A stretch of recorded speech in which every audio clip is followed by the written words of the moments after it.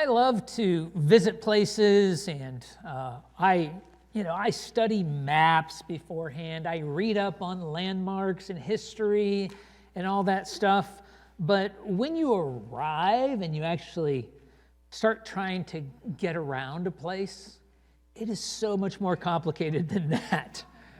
The streets twist and turn. There's traffic in a lot of places that either pushes you along faster than you want to go or leaves you stuck when you want to get somewhere.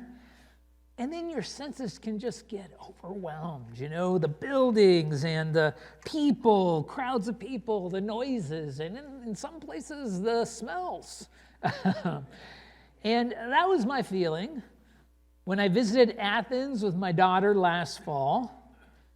And so I wonder if the Apostle Paul might have had the same experience. He landed at the harbor, it's called Piraeus, there near Athens, and the city had already been there by a few thousand years at that point. And its golden age was 5 centuries before Paul's time. It's hard for us to imagine that because we think back to Paul and we think, well, that was ancient times, but there were ancient times before that, right? So it had already been there. It had this huge history before he ever set foot there. Now, of course, Paul was not just sightseeing. He was there on his second missionary journey. He was spreading the faith, as we've been talking about, telling people about Jesus Christ. And as we've been making our way through Acts, in the first half of chapter 17, I argued that Luke really maps out how Paul reasoned through the gospel in other cities in Macedonia, Thessalonica, and then Berea. And we talked about how he explained biblical proof. He avoided the emotional agitation that you see from some of the Jews who responded to him.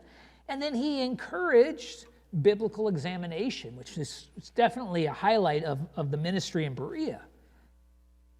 But now he's in Athens, and it's a different place. And with its philosophical and religious heritage, Athens would really put that whole reasoning strategy to the test.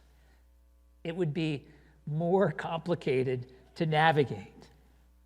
Now, we find Luke's account of Paul's ministry in Athens in Acts 17, verses 16 through 34.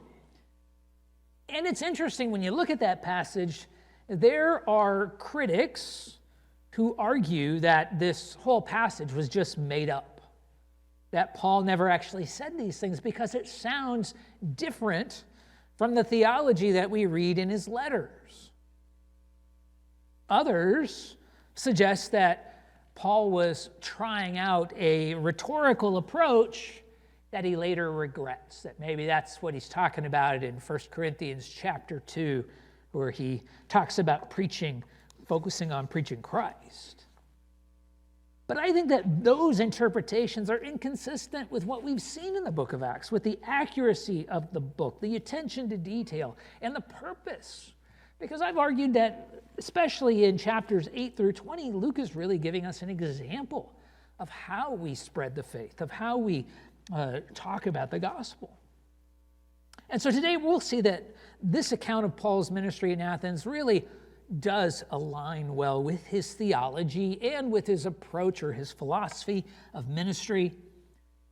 But the key here is that this sermon, if we want to call it that, is unique because this is amazing. It's the fullest example. It's really the only evangelistic sermon in the Bible that was delivered to an audience with little or no understanding of the biblical worldview.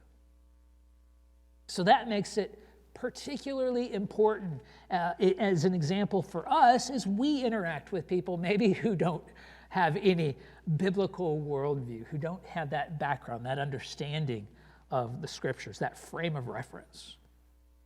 And so I would suggest that as we work our way through this, we'll see that Paul demonstrates 7 practical considerations for evangelistic reasoning. Right? He takes this strategy that we talked about last time, and these are the things that he has to bear in mind as he puts it into practice. And so these are the same sorts of things that we should continue to consider as we interact with people.